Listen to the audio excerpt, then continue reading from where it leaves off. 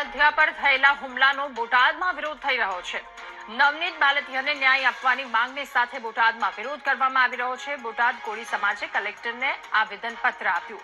હુમલો કરનાર આરોપી વિરુદ્ધ કડક કાર્યવાહી કરવાની કોળી સમાજે માંગ કરી તો આ હુમલાની ઘટનામાં નિષ્પક્ષ તપાસ થાય તેવી પણ માંગ કરવામાં આવી છે।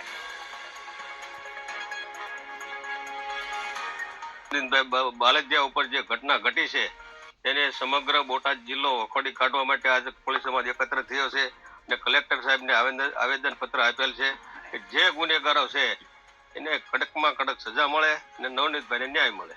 આવેદન પત્ર આપવાનું કારણ એ છે કે મોટી સંખ્યામાં બહોળી સંખ્યામાં કોળી સમાજ બધી જગ્યાએ વસવાટ કરે છે અને સર્વ સમાજને સાથે રાખી અને બધા સમાજ સાથે રહે છે, પણ અસામાજિક તત્વો જે આવી ઘટનાઓ બને ત્યારે બહુ દુઃખ થાય છે।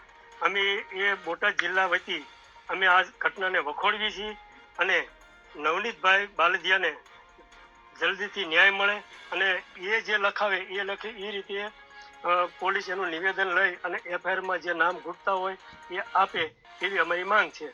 બગદાણાની અંદર નવનીતભાઈ ઉપર જે અસામાજિક તત્વોએ જે એની ઉપર હુમલો કર્યો છે એના વિરુદ્ધમાં આજે બોટાદ જિલ્લાની અંદર ભૂપતભાઈ ડાભીના આગેવાનીની અંદર અખિલ ભારતીય કોળી સમાજ, જય માનધાતા ગ્રુપ, કોળી સેના અને સમાજના તમામ આગેવાનો અહીંયા આજે એકઠા થયા છે અને નવનીતભાઈને ન્યાય મળે એના માટે આવેદનપત્ર આપવામાં આવ્યું છે।